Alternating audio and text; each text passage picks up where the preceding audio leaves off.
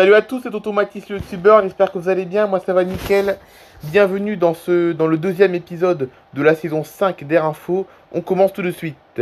Et on commence tout de suite par une grève des contrôleurs aériens qui est attendue le 18 septembre, voilà.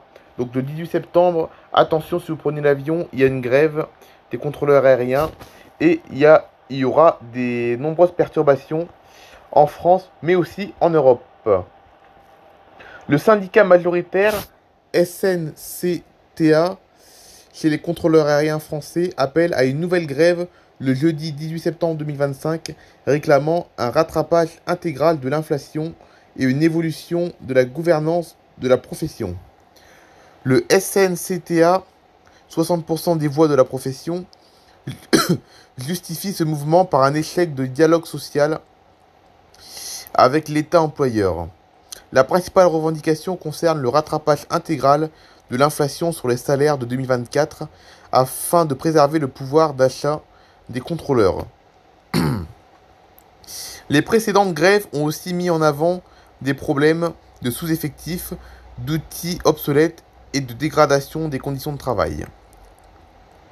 Depuis plusieurs années, la gouvernance du contrôle aérien s'inscrit dans une relation marquée de la défiance, des pratiques punitives et des méthodes managériales dégradantes, accuse le SNCTA, demandant un changement profond du management de la direction des opérations. Plusieurs journées de grève des contrôleurs aériens ont déjà fortement perturbé le trafic au cours des derniers mois, à l'appel des différentes organisations syndicales. La précédente grève, à l'appel des syndicats minoritaires de l'UNSA, ICNA et de l'USAC-CGT, les 3 et 4 juillet, a eu un impact massif et a provoqué l'annulation de 1400 vols chaque jour et a touché plus d'1 million de passagers en Europe. À Paris-Orly et Charles de Gaulle, près de 125 000 passagers ont été affectés. Les compagnies aériennes ont dû contourner l'espace français, augmentant leur consommation de carburant et leurs émissions de CO2. Le coût global du mouvement de juillet a été estimé à 120 millions d'euros, dont 47 millions d'euros pour les retards et 73 millions pour les annulations des vols. Lorsqu'une grève du contrôle aérien a lieu en France, tous les vols passant par son espace aérien sont potentiellement impactés, même pour des compagnies étrangères qui ne desservent pas directement le pays. De telles perturbations entraînent des annulations et retards en cascade dans de nombreux aéroports européens, ainsi qu'une réorganisation complexe des plans de vol. Pour rappel, les contrôleurs aériens français font partie des fonctionnaires les mieux rémunérés, avec un salaire brut annuel moyen de l'ordre de 96 000 euros, soit environ 8 000 euros par mois. En début de carrière, le salaire brut mensuel se situe autour de 5 000 euros. Leur temps de travail est aussi adapté à la pénibilité du métier. Ils travaillent en moyenne 32 à 36 heures par semaine, avec de nombreuses pauses et un rythme de repos privilégié. Allez, maintenant passons à une actualité de Corsair, car cette compagnie muscle son offre hivernale. Cap sur les Outre-mer, l'océan Indien et l'Afrique. Corsair dévoile son programme de vol pour la saison hivernale 2025-2026. Fidèle à sa stratégie centrée sur les destinations de loisirs et de diaspora, elle renforce son réseau vers les Outre-mer, l'océan Indien et l'Afrique, tout en consolidant son positionnement de long courrier au départ de Paris-Orly et de plusieurs villes de province. Dans les Caraïbes, la compagnie aérienne française proposera jusqu'à 13 vols hebdomadaires vers Pointe-à-Pitre et 10 vers Fort-de-France au départ de Paris-Orly. Deux nouveautés marquent cette saison. Une liaison directe Bordeaux-Fort-de-France et une Nantes-Pointe-à-Pitre. Chacune opérée une fois par semaine. Un partenariat avec Air Inter Île by Saint-Barth Executive permet par ailleurs des correspondances fluides vers Saint-Barthélemy et Marie-Galante. Dans l'océan Indien, la Réunion reste la destination phare avec un vol quotidien et jusqu'à 12 fréquences hebdomadaires pendant les périodes de pic. L'île Maurice sera desservie jusqu'à 6 fois par semaine, tandis que Mayotte bénéficiera de 3 vols et Antananarivo à Madagascar de 2. Corsair maintient aussi des vols inter-îles, permettant de relier Réunion, Mayotte et Madagascar. Depuis la province, Lyon et Marseille conservent 2 liaisons hebdomadaires vers la zone océan Indien. En Afrique de l'Ouest, Corsair continue de miser sur sa solide implantation, avec un vol quotidien vers Abidjan, jusqu'à 6 vers Bamako et 5 vers Cotonou, au départ de Paris-Orly. Une flotte homogène et moderne, Corsair achève une transformation initiée il y a 3 ans. Sa flotte est désormais constituée exclusivement de 9 Airbus A330neo, âgés en moyenne de 2 ans.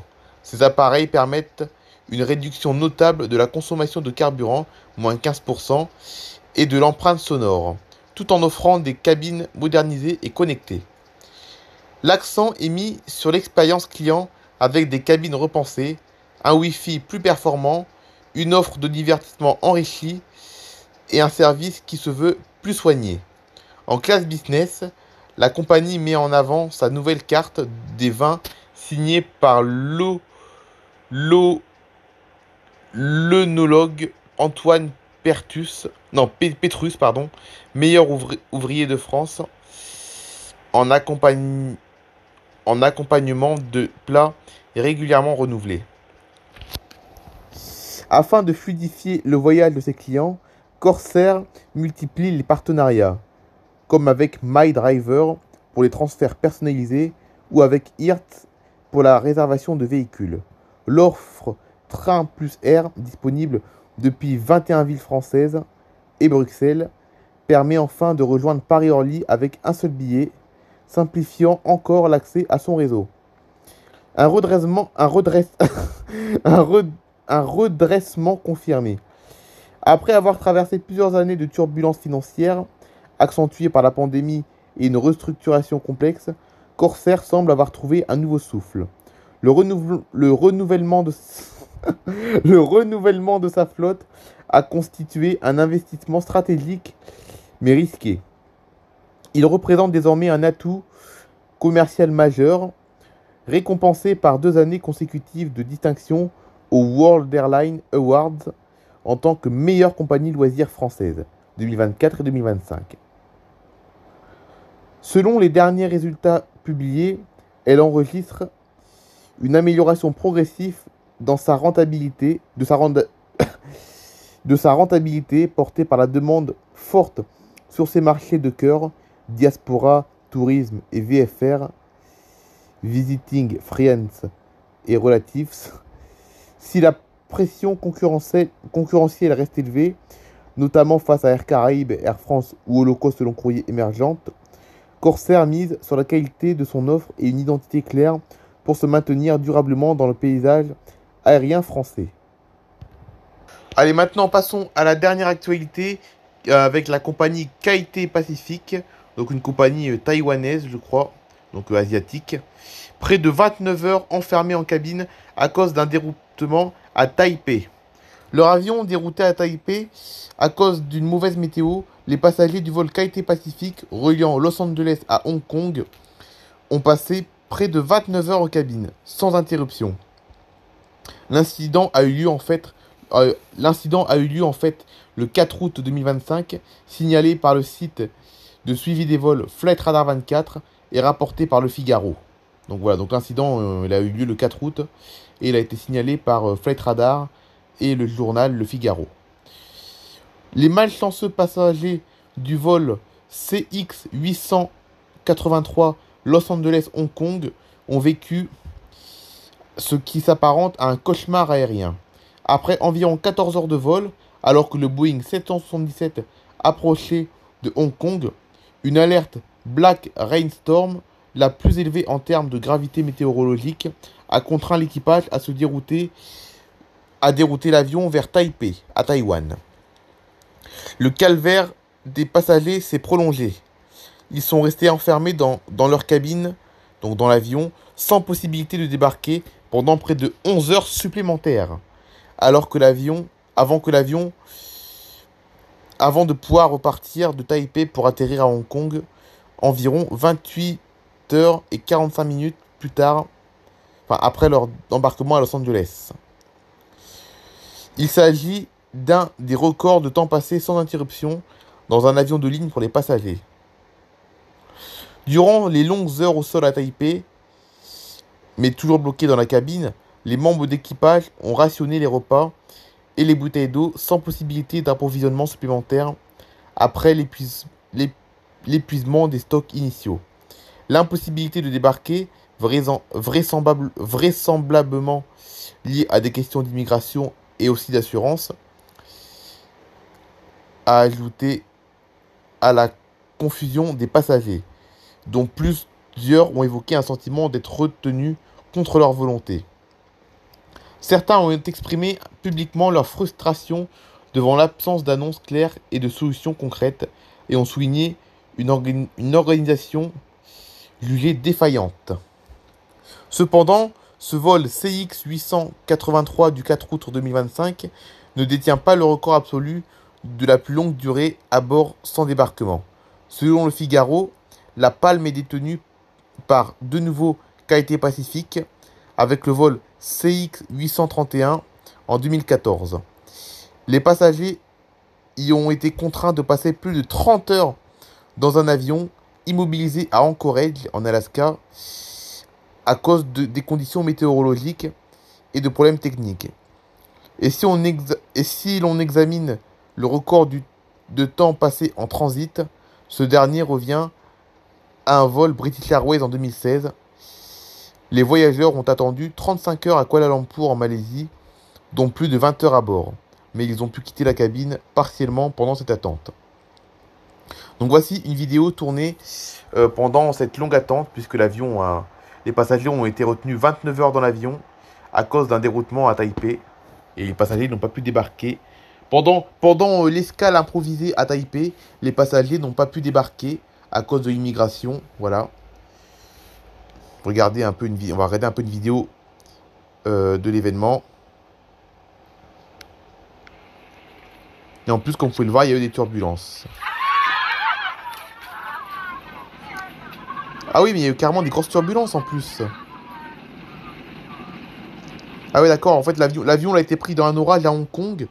Et en plus, non seulement l'avion a été dérouté à Taipei, l'avion a été pris dans de fortes turbulences, à tel point que les passagers ont crié. Attends, on va revoir la vidéo. On va réécouter.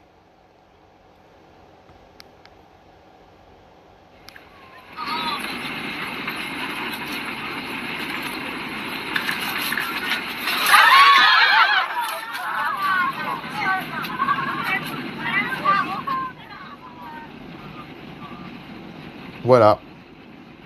Donc comme vous avez pu le voir, en plus des 29 heures coincés dans l'avion, les passagers, avant d'être déroutés à Taipei, ils ont été pris dans de fortes turbulences. Voilà. Voilà, c'est la fin de cette vidéo. J'espère qu'elle vous aura plu. On se retrouve demain pour une histoire Playmobil. Allez, bye bye tout le monde.